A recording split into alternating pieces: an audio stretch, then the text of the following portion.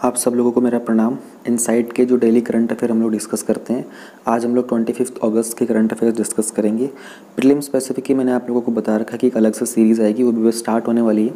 जो last month था जुलाई, उसकी विजन की सिर्फ एक वीडियो पेंडिंग है। मैं उसको आराम से बनाऊँगा, क्योंकि पिछली वाली के भी अभी तक कंप्लीट नहीं हुए, मतलब लोगों ने अभी उनको कंप्लीट देखा नहीं है। तो उसको मैं जैसे ही बना दूँगा, उसके जस्ट आफ्टर ये हम लोग प्रीलिम स्पेसिफिक की जनवरी 2020 ऑनवर्ड स्टार्ट कर देंगे। एक चीज़ मैंने आप लोगों को बोली हुई है, अगर आप लोगों को किसी भी टॉपिक में कोई डाउट होता है, समझ में नहीं आता है, तो आप मुझे कमेंट सेक्शन में पूछ सकते हो। मैं उसका डाउट जब भी नेक्स्ट वीडियो में, जब भी मुझे लगा कि वीडियो में टाइम कम है, मैं उसमें ऐड ऑन करके और वीडियो के बिल्कुल लास्ट में मैं आपका डाउट क्लियर कर दूंगा। और मैं आपके कमेंट में जाके आपको वीडियो का लिंक पोस्ट कर दूंगा, कि बता दूंगा कि आपका जो डाउट है मैंने इस वीडियो के एंड में कवर किया है। ठीक है, आज के हमारे 8 टॉपिक्स हैं, और 8 टॉपिक को स्टार्ट करने से पहले हम लोग एक बार कल का हल्का सा रिवीजन कर लेते हैं। 24 अगस्त को हमारे पास 6 टॉपिक्स थे। ओके, सबसे पहला टॉपिक था जो मिनिमम एज है मैरिज की वुमेन के लिए, उसको रिड्यूस कराने की बात की जा रही है। एक कमेटी सेटअप की गई थी जिसको हेड किया था जया जेटली ने, under union ministry for women and child development. उन्होंने कुछ एनालिसिस किए थे कि किस तरीके से फीमेल्स की हेल्थ के ऊपर बहुत इम्पैक्ट पड़ता है उनको अर्ली प्रेगनेंसी के कारण। इसलिए उन्होंने कुछ बात की थी कि किसी तरीके से जो विमेन की मैरिज की एज है उसको चेंज कर दिया जाए, 18 से इंक्रीज़ करके 21 कर दिया जाए। इंडिया में जो मेल की मैरिज की एज होती है, मेन की, वो 21 होती है और फीमेल की 18 होती है। तो इसी के रिगार्डिंग कुछ चेंजेस आ रहे थे, लेकिन इसके अगेंस्ट भी कुछ कमेंट्स आए हैं जब इसको पब्लिक के कमेंट के लिए, पब्लिक के ओपिनियन के लिए रखा गया था। तो ये केस अभी काफ़ी दिन तक चलता रहेगा। हिंदू सेक्शन 5 के अंदर, जो कि हिंदू मैरिज एक्ट है, वहाँ पर मेंशन किया हुआ है फीमेल्स के लिए 18 की एज है और मेल्स के लिए 21 की है। जो इस्लामिक पीपल, जो इस्लामिक रूल को फॉलो करते हैं, उन लोगों का अपना एक पर्सनल लॉ होता है, और जो हिंदुज़म को फॉलो करते हैं, सिखिज़म को फॉलो करते हैं, उन लोगों के लिए हिंदू मैरिज एक्ट होता है। एक स्पेशल मैरिज एक्ट है 1954 का, जहाँ पर मेंशन किया हुआ है कि अगर आप किसी भी रिलीजन वगैरह को अगर आप अबॉलिश कर देते हो तो आप उस स्पेशल मैरिज एक्ट के अंडर मैरिज कर सकते हो, इंटर रिलीजियस मैरिज और इंटर कास्ट मैरिज। ये 1954 में इस्टेब्लिश हुआ था। चाइल्ड मैरिज के प्रोहिबिशन के लिए इंडिया के अंदर 2006 में एक एक्ट लाया गया था, prohibition of child marriage act. National digital health mission क्या है? रिसेंटली इंडिपेंडेंस डे की स्पीच में प्राइम मिनिस्टर ने अनाउंस किया था कि इंडिया का जो कंप्लीट जो हेल्थ सिनेरियो है उसके अंदर हम लोग एक हेल्थ आईडी इशू करवाना चाहते हैं। हेल्थ आईडी के अंदर हम लोग क्या करेंगे, एक तो ये यूनिक हेल्थ आईडी होगी, यहाँ पर आपके सारे के सारे जो हेल्थ रिकॉर्ड्स होंगे वो डिजिटाइज्ड होंगे, जहाँ पर बहुत ईजी होगा डॉक्टर्स को आइडेंटिफाई करना आपको कौन से डिजीज़ के लिए क्या प्रिस्क्रिप्शन दी गई थी, ताकि पूरे के पूरे हेल्थ केयर सर्विसेज में इंडिया के अंदर एक एफिशिएंसी मेंटेन की जाए और एक ट्रांसपेरेंसी आए। बहुत इंपॉर्टेंट है ये जानना कि आयुष्मान भारत प्रधानमंत्री जन आरोग्य योजना के अंदर है। देखो 2020-21 के लिए ये स्कीम अपने आप में बहुत इंपॉर्टेंस रखती है, आयुष्मान भारत प्रधानमंत्री जन आरोग्य योजना। 6 बिल्डिंग ब्लॉक्स थे, हेल्थ आईडी होगी, डिजी डॉक्टर होगा, हेल्थ फैसिलिटी रजिस्ट्री होगी, पर्सनल हेल्थ रिकॉर्ड्स होंगे, ई फार्मेसी भी होंगे, नेशनल हेल्थ रिकॉर्ड इसके डिज़ाइन वगैरह का काम करेगी। प्राइवेट सेक्टर भी इसमें पार्टिसिपेट कर सकते हैं, लेकिन जो कोर एक्टिविटीज़ होंगी वो गवर्नमेंट ऑफ इंडिया के पास जाएंगी। पहले भी एक 2018 में नीति आयोग ने प्रपोज किया था कि एक सेंट्रलाइज मैकेनिज्म होना चाहिए जो कि हमारा नेशनल डिजिटल हेल्थ मिशन के अंडर आना चाहिए। और 2005 में यूके ने भी एक ऐसी एक सर्विस स्टार्ट की थी, हालांकि वो उस टाइम फेल हो गई थी। तो इंडिया का अब तक का most expensive health care IT failure रहा है ये। और इसके बाद उन्होंने इसके ऊपर काम किया था, उन लोगों का 12 बिलियन यूरोज़ का नुकसान हुआ था इसमें। टीस्टा रिवर डिस्प्यूट क्या है? इंडिया और बांग्लादेश के बीच में है। टीस्टा जो है ये एक ट्रिब्यूटरी है हमारी ब्रह्मपुत्रा रिवर की, जिसको बांग्लादेश में जमुना बोलते हैं। ये इंडिया से फ्लो करती है बांग्लादेश के अंदर, वेस्ट बंगाल से ये एंटर करती है। टीस्टा का एक बैरेज डैम है जहाँ से इरिगेशन मिलती है उन प्लेन्स को, क्योंकि अपर पद्मा और जमुना रीजन में, अपर पद्मा जो है वो गंगा को बोला जाता है बांग्लादेश के अंदर। टीस्टा रिवर का ओरिजिनेशन होता है चुनथांग में, जो कि सिक्किम के अंदर है। ठीक है, फिर ये वहाँ से वेस्ट बंगाल में एंटर करती है। रिसेंटली इंडिया इसके लिए बहुत ज़्यादा वरीड है, क्योंकि बांग्लादेश ने एक लोन लेने की बात की है वहाँ पर कुछ रिस्टोरेशन प्रोजेक्ट के लिए, which is $1 billion loan from China. दोनों प्रॉब्लम इसलिए क्योंकि इंडिया और चाइना का भी लद्दाख के ऊपर स्टैंड ऑफ चल रहा है, और चाइना जो है बांग्लादेश का बिगेस्ट ट्रेडिंग पार्टनर रहा है, फॉरमोस्ट सोर्स है उनके इंपोर्ट्स का। रिसेंटली चाइना का जो ये duty free quota free program है उसके अंदर चाइना ने 97% जो बांग्लादेश के इंपोर्ट्स थे उनके ऊपर ज़ीरो ड्यूटी डिक्लेयर कर दिया था। प्लस में चाइना जो है बांग्लादेश का बिगेस्ट आर्म सप्लायर भी है। इंडिया और बांग्लादेश के रिगार्डिंग एक डील हुई थी इसके अंदर, 1983 से चल रही है। 2011 में भी एक डील की गई थी, लेकिन अभी तक उस पर कुछ खास काम नहीं हुआ। 2015 के अंदर भी इंडिया के जो प्राइम मिनिस्टर थे उन्होंने विजिट किया था ढाका में कि रिगार्डिंग इस पूरे मैटर को सॉल्व करने के लिए। हालांकि इंडिया की तरफ से वेस्ट बंगाल भी है जो इसका बहुत मेजर की स्टेक होल्डर है, उस कारण से ये जो इशू है ये अभी तक रिजॉल्व नहीं हो पाया है। बांग्लादेश का जो फ्लड प्लेन कवर है वो एटलीस्ट 40% पड़ता है इस रिवर के कारण, और वहाँ की 73% जो पॉपुलेशन है उसको लाइवलीहुड मिलता है। अनिल अंबानी के अगेंस्ट इंसॉल्वेंसी प्रोसेस है वो स्टार्ट किया जाएगा। इसके रिगार्डिंग जो रूल्स थे वो लास्ट ईयर दिसंबर में सेटअप कर दिए गए थे। अनिल अंबानी ने 1200 करोड़ रुपए का लोन लिया था एसबीआई से, जो कि वो चुका नहीं पा रहे हैं। तो इसके लिए एसबीआई वाले क्या करेंगे इस प्रोसेस के अंदर, विच इज़ ये पूरा का प्रोसेस जो आता है ये एनसीएलटी के अंदर आता है, नेशनल कंपनी लॉ ट्रिब्यूनल के अंदर। एक आईआरपी को सेटअप किया जाएगा, इंटरिम रिजोल्यूशन प्रोफेशनल को, जो इस पूरे प्रोसेस को एग्जीक्यूट करेंगे। जितना भी जो अमाउंट होगा, जो कि अनिल अंबानी ने पर्सनल सिक्योरिटी ली थी कि भाई मैं इतना अमाउंट का एसेट अपना प्रोवाइड करूँगा, कोलेट्रल वगैरह जो भी कुछ होते हैं उन सब के रिगार्डिंग। तो इसके पूरे सॉल्व होने के बाद अनिल अंबानी अपना फ्रेश स्लेट के साथ, एक क्लीन स्लेट के साथ अपना एक नया बिजनेस स्टार्ट कर सकते हैं। नेशनल फूड सिक्योरिटी एक्ट 2013 में लाया गया था। इसको लाने का एक सिंपल सा जो मोटिव था वो ये था कि लोगों को एडिक्वेट क्वांटिटी में क्वालिटी फूड प्रोवाइड करना है, वो भी अफोर्डेबल प्राइस के ऊपर। इसके लिए हम लोगों ने टारगेटेड पब्लिक डिस्ट्रीब्यूशन सिस्टम और पब्लिक डिस्ट्रीब्यूशन सिस्टम सेटअप किए थे। और जो सेक्शन 10 है एनएफएस का एक्ट का, यहाँ पे हम लोग कवर करते हैं उन लोगों की जो अंत्योदय अन्न योजना के अंदर आते हैं। सेक्शन 38 जो एक्ट का इसने अमेंडेड किया कि जो सेंट्रल गवर्नमेंट है ये टाइम टू टाइम डायरेक्शन देगी स्टेट गवर्नमेंट को किस तरीके से इस पूरे के पूरे एक्ट के जो प्रोविजंस हैं इनको इम्प्लीमेंट करना है। कंटेक्स्ट में रिसेंटली क्यों आया था कि डिपार्टमेंट ऑफ फूड और पब्लिक डिस्ट्रीब्यूशन ने कुछ डायरेक्शन दिए हैं स्टेट्स को, यूनियन टेरिटरीज़ को, कि किस तरीके से जो भी डिसेबल्ड पर्सनस हैं एलिजिबल हैं उनको इंक्लूड करना है इस एनएफएस एक्ट के अंडर।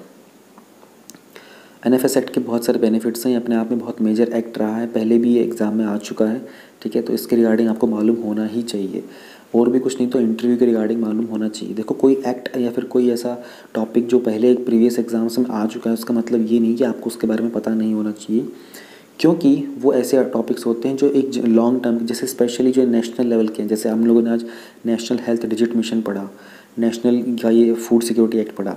ये नेशनल लेवल की जो भी चीज़ें हैं ना, नेशनल यहाँ पे आ रहा है, ये तो लॉन्ग टर्म के लिए होते हैं। तो ये दोबारा एग्जाम में भी पूछे जा सकते हैं, एंड जस्ट इन केस आपका आंसर राइटिंग आप इसको ऐड कर सकते हो कि उस ईयर में ऐसा स्टार्ट किया गया था, उसके कारण इतने बेनिफिट हो रहे हैं, अभी तक उसका इतना इम्प्लीमेंटेशन हुआ है। And more than that interview में बहुत इंपॉर्टेंट होता है। देखो इंटरव्यू में मैंने आप लोगों को एग्जांपल दिया था, वन ऑफ माय फ्रेंड जब उसने अपने रिजल्ट आने के बाद लास्ट ईयर में जब मेंस के जो मार्क्स काउंट किए थे, that person had scored top 8 marks, उसकी रैंक टॉप 8 में थी, ठीक है ना।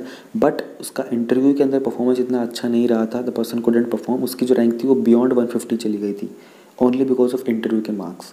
तो कितना इंपॉर्टेंट होती है इंटरव्यू भी।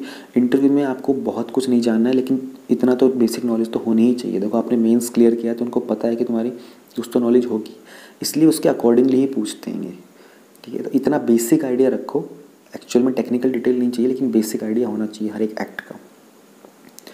जो ब्यूरो ऑफ इंडियन स्टैंडर्ड्स हैं, इन्होंने एक ड्राफ्ट निकाला है, इंडिया के अंदर जो पाइप ड्रिंकिंग वाटर जाता है उसके सेफ्टी के रिगार्डिंग कुछ स्टैंडर्ड्स इशू किए हैं।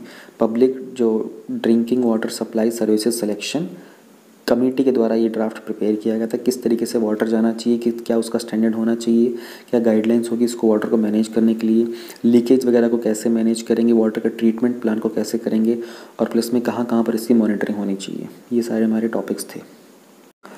25th के हमारे पास जो 8 टॉपिक्स है, इसमें कुछ टॉपिक थोड़े से लेंदी जाएंगे, इसलिए मैं कहीं कहीं पर मैं कोशिश करूँगा ताकि टाइम बचाए, जो प्रीलिम्स लिंक के क्वेश्चन हैं उनको स्किप करने की, ठीक है, क्योंकि ऑलरेडी बहुत लंबे लंबे 2-3 टॉपिक्स जाएंगे इसके अंदर। पहला है कल्चरल हेरिटेज हैदराबाद की, दूसरा है Lokayukta, third is no confidence motion, fourth is in Asian infrastructure investment bank, fifth is electricity amendment bill, sixth is DNA bill can be misused for the caste-based profilings, says the panel draft report.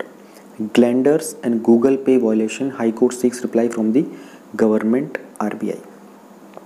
Okay. GS paper 1 के अंदर आता है हमारा पहला topic which is Indian culture, and this will cover the salient aspects of art forms, literature and architecture from ancient to modern times. News में क्यों है ये? हैदराबाद के अंदर मिनिस्ट्री ऑफ टूरिज्म ने मिनिस्ट्री ऑफ टूरिज़्म ने रिसेंटली एक 50th webinar organise किया था जिसका टाइटल था कल्चरल हेरिटेज ऑफ हैदराबाद, और ये जो था ये देखो अपना देश सीरीज़ के अंडर ऑर्गेनाइज़ किया गया था। मिनिस्ट्री ऑफ टूरिज़्म ने जो ऑर्गेनाइज़ किया था ये देखो अपना देश वेबिनार जो है ये भी मिनिस्ट्री ऑफ टूरिज़्म ने ही अपना इस ऑर्गेनाइज़ किया था।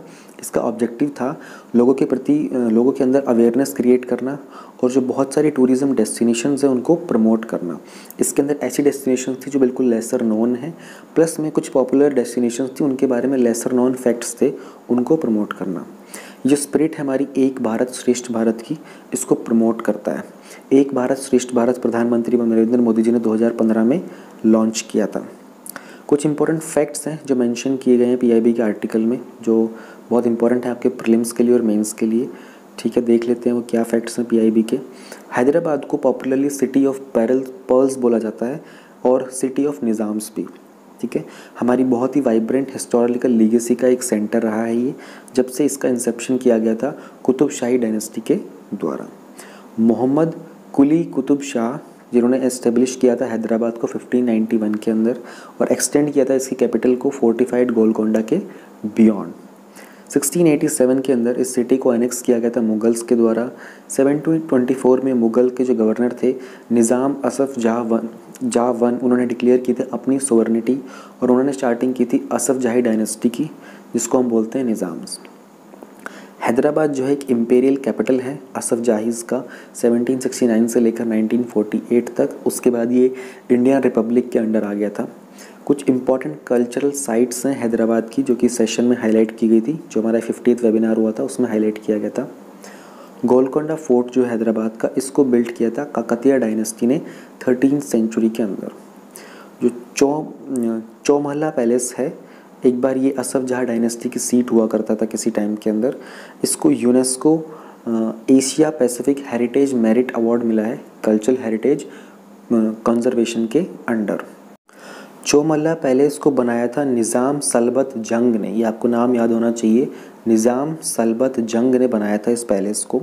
फिर आता है चार मीनार। इस मॉन्यूमेंट को इरेक्ट किया गया था जब कुली कुतुब शाह ने अपनी कैपिटल को गोलकोंडा से हैदराबाद शिफ्ट किया था और कुली कुतुब शाह ने ही चार मीनार को बनाया था।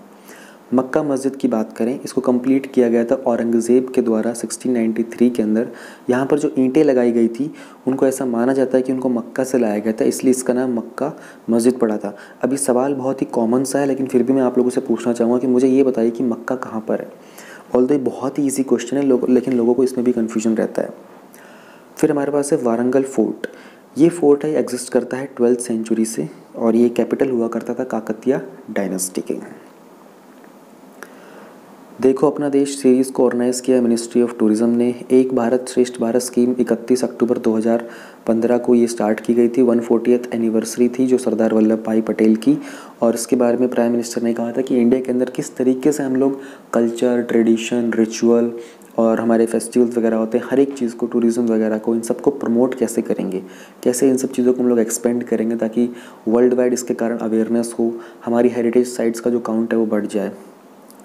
किस सिटी को हम सिटी ऑफ पर्ल्स बोलते हैं? हैदराबाद। सिटी ऑफ हैदराबाद की स्टार्टिंग किसने की थी? देखो मैंने आप लोगों को ये बताया था ऊपर नाम, ये जो मोहम्मद कुली कुतुब शाह, इन्होंने इस्टेब्लिश किया था हैदराबाद को 1591 के अंदर। सारी डायनेस्टी जिन्होंने रूल किया था हैदराबाद को, सतवाहना डायनेस्टी से स्टार्ट हुआ था और ये लास्ट में जो हमारे पास आई थी मुगल्स की लास्ट डायनेस्टी आई थी जो 1948 तक यहाँ पर रूल कर रहे थे, विच वॉज असफ़ जाही डायनेस्टी। इसके बाद काकतीय डायनेस्टी भी बीच में थी। Who built Chaumahla palace? ये निज़ाम सल्बत जंग ने। चार मीनार बनाया था, क्या नाम था इनका? कुली कुतुब शाह ने बनाया था। Next we have Kakatiya dynasty के बारे में। चलो ठीक है, थोड़ा सा देख लेते हैं। 12th और 13th सेंचुरीज़ के अंदर एक एमरजेंस हुआ था काकतीय डायनेस्टी का। इनको पॉपुलरली बहुत जाना जाता है इनके आर्किटेक्चर के लिए, जैसे कि Warangal fort, Ramappa temple, 1000 pillar temple, Kotagullu. पहले तो ये फिडेटरीज थे वेस्टर्न चालुक्यास के, जो कि कल्याणी के थे। इन्होंने रूल किया था एक स्मॉल टेरिटरी के पास, वारंगल के पास।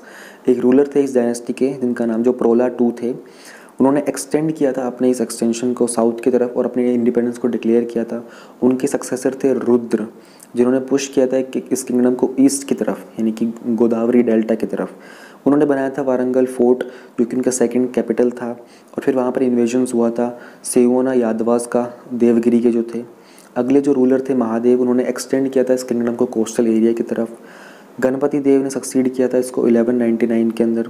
वो ग्रेटेस्ट थे काकतियास के, और he was the first after Satavahanas जिन्होंने ऑलमोस्ट एंटायर जो तेलुगु एरिया था उसको यूनिफाइड कर दिया था।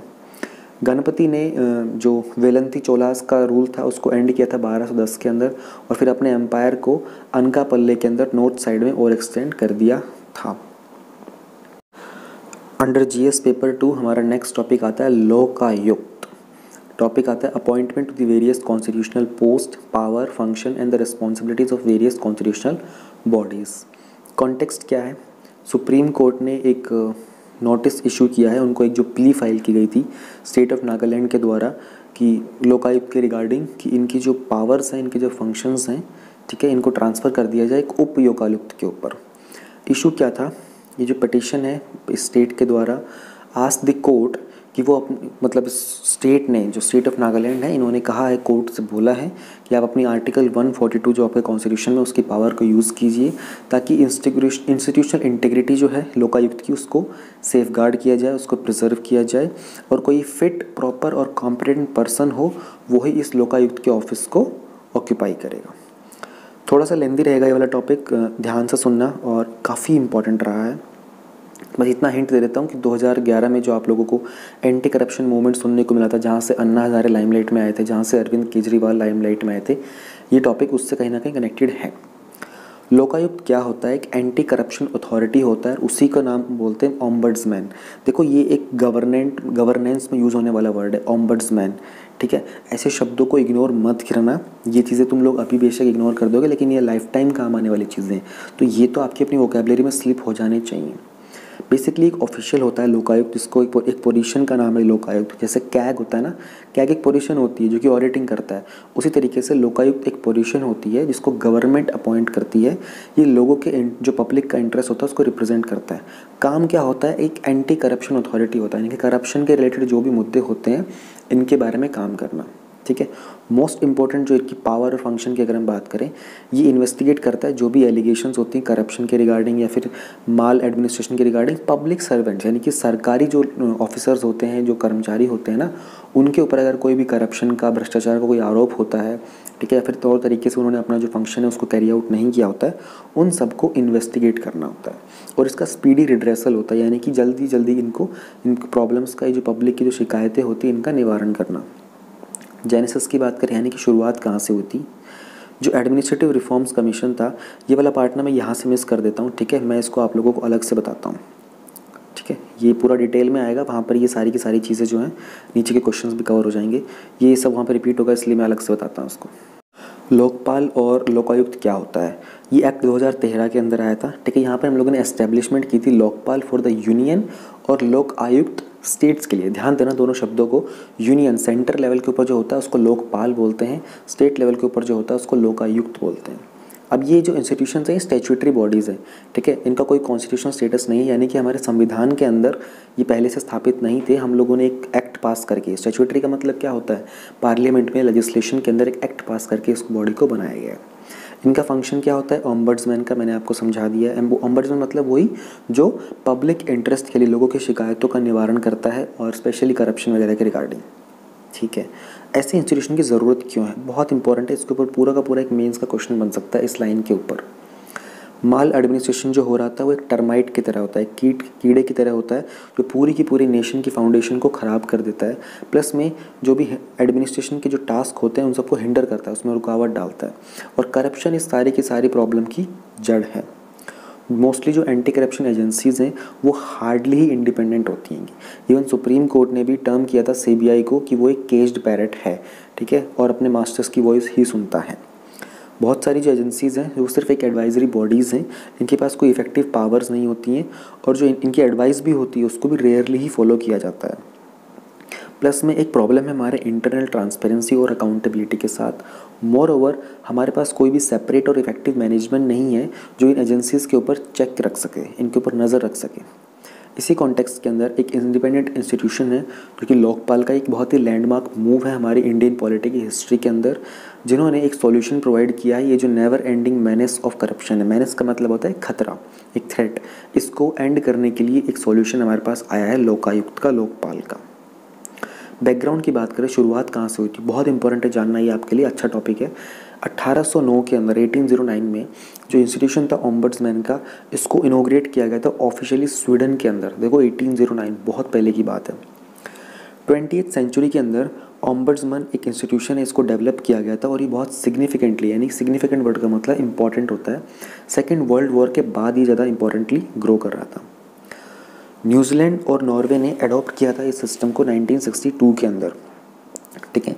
तब से ये बहुत ही ग्रेट इंपॉर्टेंस का रोल प्ले कर रहा है कि किस तरीके से ये जो कॉन्सेप्ट है ओम्बड्समैन का, ये स्प्रेड होता जा रहा है। 1967 के अंदर रिकमेंडेशंस आई थी वाइट रिपोर्ट की, 1961 जो 1961 में इस्टेब्लिश की गई थी, उसकी रिपोर्ट की रिकमेंडेशन थी 1967 के अंदर। तब ग्रेट ब्रिटेन ने भी अडॉप्ट किया था इस ओम्बड्समैन के इंस्टीट्यूशन को, और पहला ऐसा बड़ा नेशन बन गया था डेमोक्रेटिक वर्ल्ड के अंदर जिसके पास ओम्बड्समैन का सिस्टम था। 1966 के अंदर गुयाना पहला डेवलपिंग नेशन बन गया था जिन्होंने इस ओम्बड्समैन के कॉन्सेप्ट को एक्सेप्ट किया था। सब्सिक्वेंटली फर्दर इसको अडॉप्ट किया गया था मॉरिशस, सिंगापुर, मलेशिया और इवन इंडिया के द्वारा। इंडिया में जो कॉन्सेप्ट था कॉन्स्टिट्यूशनल ओम्बड्समैन का, इसको पहली बार प्रपोज किया गया था उस समय के जो लॉ मिनिस्टर थे अशोक कुमार सेन, उन्होंने पार्लियामेंट में इसको पहली बार प्रपोज किया था 1960s के अंदर। जो टर्म है लोकपाल और लोकायुक्त, इनको कॉइन किया था डॉक्टर LM सिंघवी ने। 1966 के अंदर पहले जो एडमिनिस्ट्रेटिव रिफॉर्म्स कमीशन आया था, उन्होंने रिकमेंड किया था कि हमारे पास 2 इंडिपेंडेंट अथॉरिटीज़ होनी चाहिए, एक सेंटर लेवल पे, एक स्टेट लेवल के ऊपर, जो पब्लिक फंक्शनरीज़ के अगेंस्ट जो भी शिकायत आती हैं, इंक्लूडिंग MPs के अगेंस्ट जो शिकायत आती है, उन सबको एड्रेस करें। 1968 के अंदर लोकपाल का बिल पास किया गया था लोकसभा के अंदर, लेकिन ये लैप्स हो गया था क्योंकि लोकसभा का डिसोल्यूशन हो गया था, और उसके बाद से ये जो बिल है ये बार बार लैप्स होता आ रहा है लोकसभा के अंदर। 2002 के अंदर जो कमीशन था review the working of the constitution, जिसको हेड कर रहे थे MN वेंकटचलैया, उन्होंने रिकमेंड किया था लोकपाल और लोकायुक्त का अपॉइंटमेंट होना। प्लस उन्होंने रिकमेंड किया था कि जो PM है उसको इस अथॉरिटी के एम्बिट मतलब बाउंड्री से बाहर रखा जाएगा, ठीक है। 2005 के अंदर सेकंड एडमिनिस्ट्रेटिव रिफॉर्म्स कमीशन, जिसको चेयर कर रहे थे वीरप्पा मोइली, उन्होंने रिकमेंड किया था कि ये जो लोकपाल का ऑफिस है इसको विदाउट डिले सेटअप कर दिया जाना चाहिए। 2011 तक हम लोगों ने 8 अटेम्प्ट्स किए थे इस बिल को पास करने के लिए, लेकिन सारे के सारे फेल हो गए थे। इंडिया अगेंस्ट करप्शन मूवमेंट, जिसको लीड कर रहे थे अन्ना हजारे, उन्होंने प्रेशर डाला UPA की गवर्नमेंट के ऊपर जो कि सेंटर में थी उस समय, जिसके कारण जो लोकपाल का जो और लोकायुक्त का जो बिल था ये पास हुआ था पार्लियामेंट के दोनों ही हाउसेस के अंदर। 2011 में ही एक ग्रुप फॉर्म किया गया था, ग्रुप ऑफ मिनिस्टर्स, जिसको चेयर कर रहे थे प्रणब मुखर्जी। उन्होंने सजेस्ट किया था कि किस तरह के मेजर्स हम लोगों को लेने चाहिए करप्शन को टैकल करने के लिए, और जो प्रपोजल आया था लोकपाल बिल का, इसको इन्होंने एग्जामिन किया था। 1 जनवरी 2014 को इसको प्रेसिडेंट का एसेंट मिल गया था, और 16 जनवरी 2014 से ये जो बिल था ये फोर्स में आ गया था। बहुत इंपॉर्टेंट है इसको जानना। इसमें एक अमेंडमेंट हुआ है 2016 के अंदर, वो भी मैं आपको बता देता हूँ। ये जो बिल पास किया गया था पार्लियामेंट के द्वारा जुलाई 2016 में, इसको अमेंडमेंट किया गया था, पास किया गया था 2013 में, अमेंडमेंट हुआ था 2016 के अंदर। अमेंडमेंट क्या हुआ था कि जो लीडर होगा ना सिंगल लार्जेस्ट अपोजिशन पार्टी का लोकसभा के अंदर, वो मेंबर होगा सिलेक्शन कमेटी का भी, अगर कोई भी recognise leader of opposition present नहीं है। तो जैसे प्रेजेंट की अगर हम बात करें तो हमारे पास कोई लीडर ऑफ ऑपोजिशन नहीं है, हमारे पास ऑपोजिशन है ही नहीं, क्योंकि इतनी मेजॉरिटी नहीं है ना उनके पास, मतलब इतनी रिक्वायर्ड मेजॉरिटी भी नहीं है।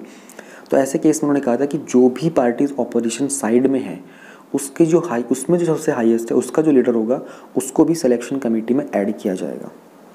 प्लस में इन्होंने अमेंड किया था सेक्शन 44 जो 2013 एक्ट का था, जो डील करता है उन प्रोविजंस के साथ जो फर्निश करेंगे सारी डिटेल क्या होंगी, किसी भी पब्लिक सर्वेंट के एसेट कितने हैं, उसकी लाइबिलिटीज़ कितनी है, 30 दिन के अंदर जैसे ही वो गवर्नमेंट सर्विस को ज्वाइन करेगा। इस बिल ने रिप्लेस कर दी थी जो टाइम लिमिट थी 30 दिन की, ठीक है ना। अब जो पब्लिक सर्वेंट्स हैं उनको डिक्लेरेशन बनाना पड़ता है इन द फॉर्म और मैनर जो प्रिस्क्राइब करती है गवर्नमेंट द्वारा।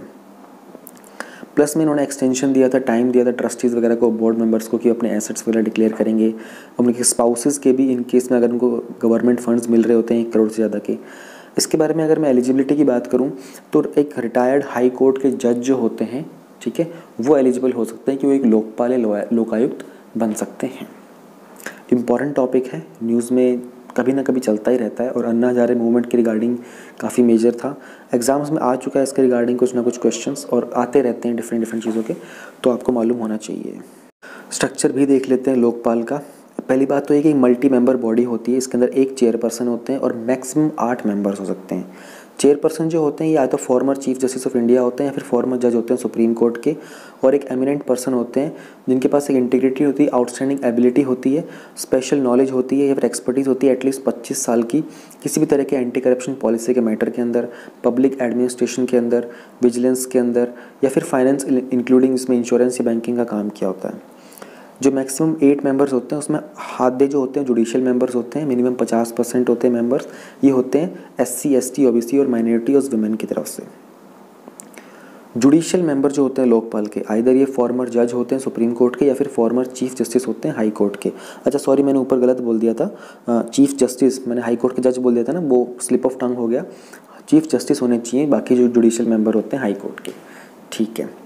जो नॉन जुडिशियल मेंबर्स होते हैं एक एमिनेंट पर्सनस होते हैं, मतलब वही बात होगी, उनके पास भी स्पेशल नॉलेज होनी चाहिए, एक्सपर्टीज़ होनी चाहिए इस तरह के एंटी करप्शन रिलेटेड मैटर्स के अंदर, पब्लिक एडमिनिस्ट्रेशन में, विजिलेंस के रिगार्डिंग। जो टर्म होता है लोकपाल के चेयरमैन का मेंबर्स का, ये 5 साल का होता है या फिर जब तक उनकी 70 ईयर्स की एज ना हो जाए, ठीक है। अब आप लोग सोचेंगे कि यार 70 ईयर्स की एज क्यों, क्योंकि देखो 65 के आसपास तो already high court supreme court में बिता के ही आ रहे हैं ना, इसलिए यहाँ पर 70 था कि अगले 5 साल यहाँ पे हो जाए। इन मेंबर्स को अपॉइंट करते हैं प्रेसिडेंट, रिकमेंडेशन आता है सिलेक्शन कमेटी में, जिसके बारे में हम लोगों ने ऊपर बात कर लिया, ओके। सिलेक्शन कमेटी को कंपोज करते हैं प्राइम मिनिस्टर जो उसके चेयरपर्सन होते हैं, फिर स्पीकर ऑफ लोकसभा होते हैं, स्पीकर और लीडर होते हैं अपोजिशन के लोकसभा के, चीफ जस्टिस ऑफ इंडिया भी होते हैं और एक जज होता है, नॉमिनेटेड किया जाता है बाय हिम और her and one eminent jurist. Selection के लिए जो चेयरपर्सन मेंबर्स होते हैं सिलेक्शन कमेटी के, एक सर्च पैनल बनाते हैं एटलीस्ट 8 पर्सनस का। इतना काफ़ी है लोकपाल के बारे में जानना। अभी इसके रिगार्डिंग ये सारे के सारे प्रीलिम्स लिंक्स जो हैं ये सब हमने कवर कर लिए हैं। अब हम बात करते हैं एक और बड़े ही इंटरेस्टिंग टॉपिक के बारे में, जो है कि no confidence motion, Indian constitution, historical underpinnings, evolution, features, amendment, significant provisions और बेसिक स्ट्रक्चर। रिसेंटली केरला की जो स्टेट असेंबली है, ठीक है, तो वर्ड्स को भी थोड़ा ध्यान देना क्योंकि कुछ जगह आप लोग कंफ्यूज हो जाओगे, कहीं पर लोकसभा होगा, ठीक है, कहीं पर आपको असेंबली देखने को मिलेगा, तो कंफ्यूज मत होना। नो कॉन्फिडेंस मोशन चलाया गया था पिनराई विजयन गवर्नमेंट के अगेंस्ट, जो कि मोशन ही डिफीट हो गया, ठीक है, और उसके बाद असेंबली को एडजर्न कर दिया गया। नो कॉन्फिडेंस मोशन होता क्या है? नो कॉन्फिडेंस मोशन एक पार्लियामेंट्री मोशन होता है जिसको आप लोकसभा में मूव करते हो, बेसिकली लोअर हाउस में मूव करते हो, स्टेट लेवल के ऊपर भी आप लोअर हाउस में मूव करते हो, पूरा का पूरा जो एंटायर काउंसिल ऑफ मिनिस्टर्स होता है ना उसके अगेंस्ट, और आप ये जताते हो कि वे फिट नहीं है इस तरह की पोजीशन को होल्ड करने के लिए और गवर्नमेंट अपनी रिस्पॉन्सिबिलिटी नहीं ले पा रही है। सबसे अच्छी चीज़ इसके बारे में ये होती है कि एक तो पहली बात ऑब्वियस सी बात है कि ऑपोजिशन साइड से ही कोई चलाएगा, जिसकी पार्टी रूलिंग में है वो अपने प्रति नो कॉन्फिडेंस मोशन तो चला ही नहीं सकता, ठीक है। कोई भी एक मेंबर हो सकता है जो कि इस तरह का मोशन स्टार्ट कर सकता है, ठीक है। और प्लस में अच्छी बात उनके फ़ायदे की ये होती है कि कोई प्रायर रीज़न नहीं देना पड़ेगा कि भैया मैं ये रीज़न दे रहा हूँ कि मुझे इस गवर्नमेंट में कॉन्फिडेंस नहीं है, बिना किसी रीज़न के आप इसको स्टार्ट कर सकते हो।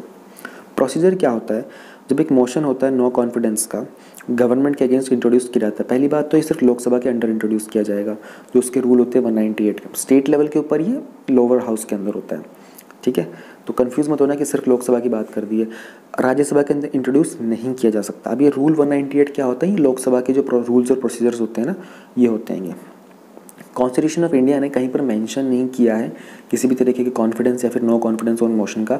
हालांकि उन्होंने कहा कि जो आर्टिकल 75 है इन्होंने ये ज़रूर स्पेसिफाई किया है कि जो काउंसिल ऑफ मिनिस्टर्स होता है कलेक्टिवली रिस्पॉन्सिबल होता है लोकसभा के लिए। उसी के तहत इस चीज़ को एक अंडरस्टैंडिंग के तहत हम लोगों ने ये बनाया है नो कॉन्फिडेंस मोशन। एक जो मोशन होता है नो कॉन्फिडेंस का, इसको एडमिट किया जाता है, यानी कि जब आप नो कॉन्फिडेंस मोशन जब कोई एक MP या फिर कोई MLA पास करता है तो जो स्पीकर होते हैं हाउस के वो बोलते हैं कि इसकी वोटिंग करके देखते हैं how many people are supporting it. अगर 50 मेंबर सपोर्ट करते हैं इस मोशन को, 50% नहीं है 50 लोग होने चाहिए, दैट्स इट, वो करते हैं तो इस मोशन को आगे कैरी फॉरवर्ड किया जाता है। स्पीकर एक बार सेटिस्फाई हो जाते हैं कि मोशन जो है ये ऑर्डर के अंदर है, फिर वो हाउस से पूछते हैं कि क्या इस मोशन को अडॉप्ट कर दिया जाना चाहिए, ठीक है।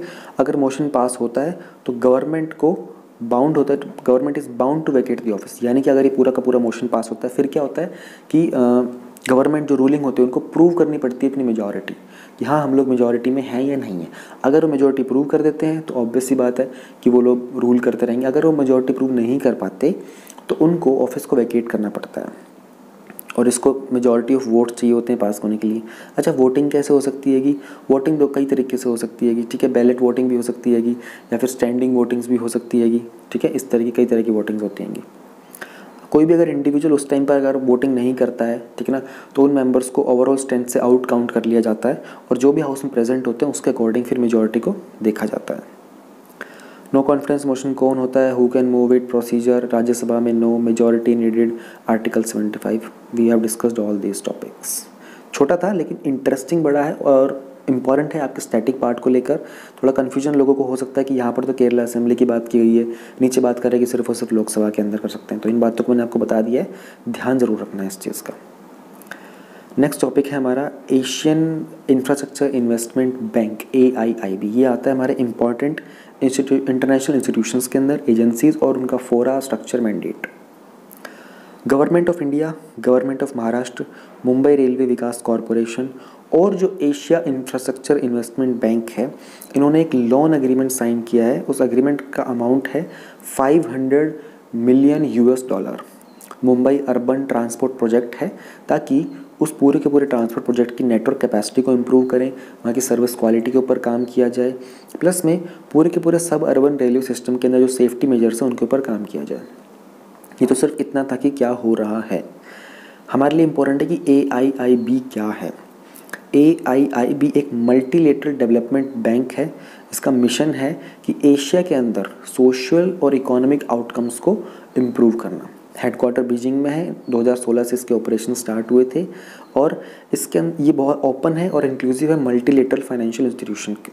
मतलब क्या है, जो मेंबर्स होते हैं AIIB के अंदर वो या तो IBRD से आ सकते हैं या फिर एशियन डेवलपमेंट बैंक के जो मेंबर्स होते हैं वो इसको ज्वाइन कर सकते हैं। अब IBRD का मतलब आ रहा है कि वर्ल्ड बैंक की बात की जा रही है, ठीक है, और एशियन डेवलपमेंट बैंक के भी मेंबर्स कर सकते हैं। बाकी मल्टीलेटरल डेवलपमेंट बैंक की तरह मतलब उनके बाकी तो नहीं करते हैं, लेकिन जो AIIB होता है ये अलाउ करता है कि जो नॉन सॉवरेन एंटिटीज़ होती हैं वो भी AIIB की मेंबरशिप के लिए अलाउ कर सकती हैं। बहुत इंपॉर्टेंट है ये जानना कि ये नॉन सॉवरेन एंटिटीज़ क्या होती हैं। एज्यूमिंग कि उनकी जो होम कंट्री है उसकी मेंबर है, जैसे कि हांगकांग है, ठीक है, ये नॉन सॉवरिंग एंट्री है।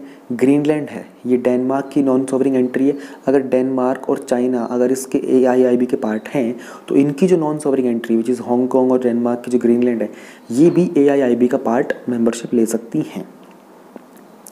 AIIB का प्रोजेक्ट सेपरेशन स्पेशल फंड ये एस्टेब्लिश हुआ था 2016 के अंदर, ठीक है, और बेसिकली लो इनकम मेंबर्स के लिए होता है। उनको एक बैंकेबल इंफ्रास्ट्रक्चर प्रोजेक्ट मिल जाता है फाइनेंसिंग के लिए। स्पेशल फंड उनको टेक्निकल असिस्टेंस देता है, ठीक है, ग्रांट्स मिल जाती है उनको बैंकेबल इंफ्रास्ट्रक्चर प्रोजेक्ट्स बनाने के लिए। जो भी रिक्वायर्ड प्रिपरेशन वर्क हो जाता है उसके लिए एक्सपर्ट और कंसल्टेंट्स मिल जाते हैं। बहुत सारे ऑर्गन्स होते हैं AIIB के, बोर्ड ऑफ गवर्नर्स होता है, बोर्ड ऑफ डायरेक्टर्स होता है, एक इंटरनेशनल एडवाइजरी पैनल होता है, ठीक है। अब ये board of governors, board of directors तो बहुत बेसिक चीज़ें हैं। इंटरनेशनल एडवाइजरी पैनल के बारे में एक दो चीज़ें इंपॉर्टेंट है वो बता देता हूँ आपको। पहली बात तो इन लोगों को सैलरी नहीं मिलती हैगी, ठीक है, इनको ऑनरेरियम अमाउंट मिलता है, ठीक है, और ये इंटरनेशनल लेवल के होते हैं, एडवाइजरी होते हैं, इसमें अलग अलग इंस्टीट्यूशन से लोग हो सकते हैं। प्लस में जो भी मीटिंग वगैरह की जो कॉस्ट होती है वो सारी की सारी बैंक देता है। सिग्निफिकेंस क्या है AIIB की? यूनाइटेड नेशंस ने एड्रेस किया था कि जो लॉन्च है AIIB का, इसके पास बहुत अच्छा पोटेंशियल है कि सस्टेनेबल डेवलपमेंट को स्केल अप कर सकता है ये उनकी फाइनेंसिंग को। अगर हम बात करें कितना कैपिटल होता है तो कह रहे हैं कि इसका जो कैपिटल है, इसका जो अमाउंट होता है AIIB के अंदर वो $100 बिलियन होता है, जो कि 2/3 है हमारे एशियन डेवलपमेंट का और हाफ है हमारे वर्ल्ड बैंक का। यानी कि ध्यान रखना, वर्ल्ड बैंक के अंदर अगर ये AIIB का हाफ है वर्ल्ड बैंक का, तो AIIB वर्ल्ड बैंक में कितना हो गया? 200 बिलियन हो गया। और फिर ADB में कितना हो जाएगा? अगर ये 2/3 है, 100 अगर 2/3 है तो ADB में हो जाएगा 150। इतना बिलियन उनका अमाउंट है।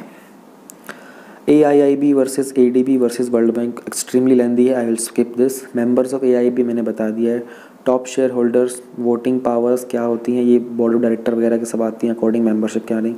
AIIB के सपोर्टेड प्रोजेक्ट्स इंडिया के अंदर बहुत सारे प्रोजेक्ट्स चल रहे हैं, एक का तो यही नाम लिख दो, ये जो हमारा मुंबई वाला आया है ये इस प्रोजेक्ट को सपोर्ट कर रहा है। मुंबई का जो अर्बन ट्रांसपोर्ट प्रोजेक्ट है इसके रिगार्डिंग लेटेस्ट का नाम याद रखना ज़्यादा इंपॉर्टेंट है और पुराने का इतना नहीं चलेगा। Electricity amendment bill 2020। नेक्स्ट हमारे पास है इलेक्ट्रिसिटी अमेंडमेंट बिल 2020 का under government policies interventions for the development in the various sectors and issues arising out of the design and implementation. Context क्या है? आम आदमी पार्टी ने परमिशन ली है स्पीकर की कि वो एक मोशन मूव करना चाहते हैं जहाँ पर वो सेंटर के 3 एग्रीकल्चर ऑर्डिनेंसेस को और पावर अमेंडमेंट बिल जो है उनको रिपील करना चाहते हैं।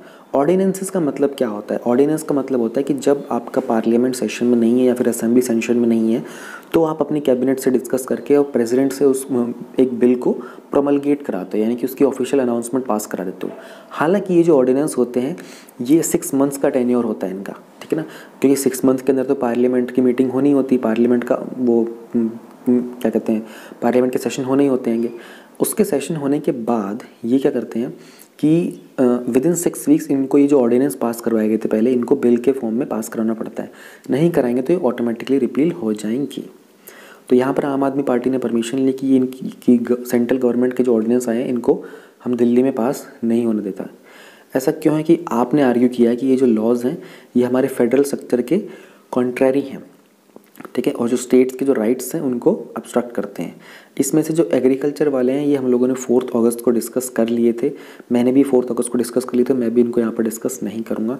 इस आर्टिकल में इलेक्ट्रिसिटी अमेंडमेंट बिल के बारे में बात करेंगे, ऑल्दो ये भी पहले डिस्कस किया जा चुका है बट यहाँ पर गिवन है तो हम इसको डिस्कस करेंगे। इंपॉर्टेंट ये है कि जो इलेक्ट्रिसिटी है ये कंकरेंट लिस्ट में है। 7 शेड्यूल के अंदर 3 लिस्ट होती है हमारी, union list, state list, concurrent list. Concurrent list का मतलब होता है कि दोनों सेंटर और स्टेट दोनों इस पर रूल्स बना सकते हैं, लॉज बना सकते हैं। स्टेट लिस्ट में सिर्फ स्टेट बनाएगा, यूनियन के अंदर सिर्फ यूनियन बनाएगा, और इसके अलावा जो सब्जेक्ट रह जाते हैं ना कि भाई किसी में काउंट हुआ नहीं, क्योंकि ऐसे सब्जेक्ट तो आते रहेंगे, उनके ऊपर सेंटर रूल बनाएगा, ठीक है।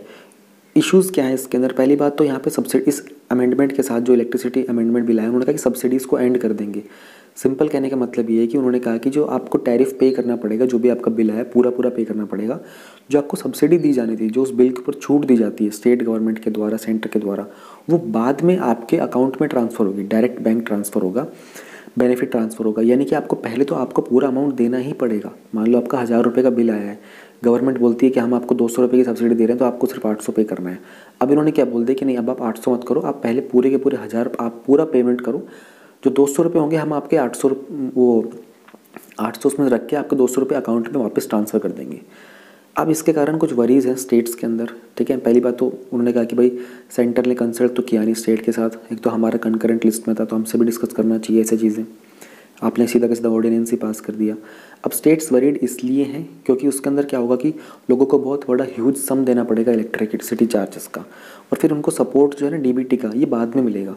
इसके कारण क्या होगा, बहुत सारी पेनल्टीज़ होंगी, बहुत सारे डिस्कनेक्शन होने स्टार्ट हो जाएंगे, ठीक है। प्लस सेंटर ने अपनी पूरी की पूरी पावर अपने पास ले लिएगी, स्टेट के पास पावर नहीं है कि वो टैरिफ यानी कि जो बिल वगैरह का अमाउंट होता है फिक्स कर सके, ठीक है। ये बहुत ज़्यादा डिस्क्रिमिनेट हो गया है, ठीक है ना, क्योंकि जो सेंट्रल गवर्नमेंट है वो अपने विम्स के अकॉर्डिंग और फैंसीज के अकॉर्डिंग, विम्स का मतलब बेसिकली क्या होता है कि एक आइडिया, एक डिज़ायर, अपनी रिक्वायरमेंट के अकॉर्डिंग जो है जो भी टैरिफ्स होते हैं इनको ट्वीक कर सकते हैं, इनको बदल सकते हैं इलेक्ट्रिसिटी के बिल वगैरह को, अमाउंट वगैरह को। प्लस ये जो टॉपिक है ना, मैंने पूरा का पूरा विजन की मंथली कंपाइलेशन में डिस्कस किया हुआ है and it's an important thing, तो ये आएगा एग्ज़ाम में, ध्यान रखना। प्लस इस बिल ने बहुत कंपलसरी कर दिया कि जो स्टेट पावर की जो कंपनीज होती हैं ना, उनको कुछ मिनिमम परसेंटेज में रिन्यूएबल एनर्जी खरीदनी ही पड़ेगी सेंटर से, ठीक है। अब इसके कारण जो है ये जो कैश स्ट्रैप पावर फर्म्स होता है ना, इनके लिए बहुत बुरी, जिनका ऑलरेडी नुकसान चल रहा है ना, उनको प्रॉब्लम हो जाएगी। बाकी की प्रोविजंस क्या है इस बिल के? रिन्यूएबल एनर्जी का है, उन्होंने डेलीगेट किया है कि जो सेंट्रल गवर्नमेंट है ये नोटिफाई करेगी नेशनल रिन्यूएबल एनर्जी पॉलिसी, किस तरीके से इंडिया के अंदर जो इलेक्ट्रिसिटी हम लोग रिन्यूएबल रिसोर्सेज से जनरेट कर रहे हैं उसको प्रमोट किया जाए। इसमें कंसल्टेशन होगा स्टेट गवर्नमेंट्स का। जो क्रॉस बॉर्डर ट्रेड होगा, India Nepal, India Bhutan, India Bangladesh, ठीक है, जिस भी कंट्री के साथ हम ट्रेड करेंगे इलेक्ट्रिसिटी का, यहाँ पर सेंट्रल गवर्नमेंट को डेलीगेट किया गया है कि उसके पास पावर है कि क्या रूल्स बनाएगी, गाइडलाइंस बनाएगी, किस तरीके से हम लोगों को क्रॉस बॉर्डर ट्रेड करना है इलेक्ट्रिसिटी का। फिर हम लोगों ने क्रिएशन किया एक इलेक्ट्रिसिटी कॉन्ट्रैक्ट एनफोर्समेंट अथॉरिटी का। इसे प्रपोज किया गया कि इसको सोल जुरिडिक्शन मिलेगा, जो भी हमारे मैटर्स आते हैं यानी कि कॉन्ट्रैक्ट के, सेल के रिगार्डिंग, परचेज, ट्रांसमिशन, इलेक्ट्रिसिटी, ठीक है ना, जिसमें जो एक्सक्लूजन होती है स्पेशलाइज अथॉरिटी की जुरिस्डिक्शन की on the determination of tariff और एनी डिस्प्यूट रिगार्डिंग टैरिफ, ये सारे के सारे जो जुरिस्डिक्शन होगा ये पूरा का पूरा इस अथॉरिटी के पास जाएगा। कोई भी कॉन्ट्रैक्ट वगैरह को इन्फोर्स करवाना है, किसी भी तरीके का सेल परचेज की प्रॉब्लम आ रही है तो ये एक अथॉरिटी होगी, ये सब चीज़ों को हैंडल करेगी।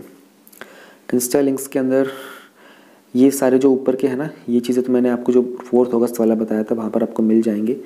National law dispatch centre new Delhi के अंदर है, ऑर्डिनेंस क्या है मैंने आपको बता दिया है। मॉडल कॉन्ट्रैक्ट फार्मिंग में जनरली क्या होता है ये ओवरव्यू दे देता हूँ। जो एक पूरा प्राइवेट फार्म्स हो सकते हैं, ठीक है, वो कॉन्ट्रैक्ट ले लेते हैं किसी फार्मर के पास जाके कि देखो भाई आपकी इतनी इतनी ज़मीन है और हम इसका कॉन्ट्रैक्ट ले लेते हैं 1 साल का 2 साल का, जो भी इनके रूल्स वगैरह हैं आपको पढ़ने पड़ेंगे डिटेल में, मैं आपको ऊपर से बता रहा हूँ। तो इतने समय तक हम इसमें सारी आपकी खेती वगैरह करेंगे और हम आपको इतना पैसा दे देंगे, ठीक है। वो अपनी, लेकिन इसमें बहुत सारे नुकसान भी होते हैं और उनको प्रॉब्लम है कि एक तो कोई परमानेंट स्ट्रक्चर नहीं बना सकते वहाँ पर वो लोग। आप किसान को खेत के जाके किसान से कॉन्टैक्ट ले सकते हो लेकिन आप परमानेंट स्ट्रक्चर नहीं बना सकते। इसके रिगार्डिंग मैंने ये विजन में ही डिस्कस किया है कि इसके डिसएडवांटेजेस क्या होते हैं। पहली बात तो है कि जो फार्मर्स वगैरह होते हैं ना, वो एक मार्जिनलाइज क्लास कंसिडर किया जाता है, उनके पास नेगोशिएशन की पावर नहीं होती है, तो उनको मिसयूज़ कर लिया जाएगा, उन लोगों को कम पैसे में ही कॉन्ट्रैक्ट दे दिया जाएगा।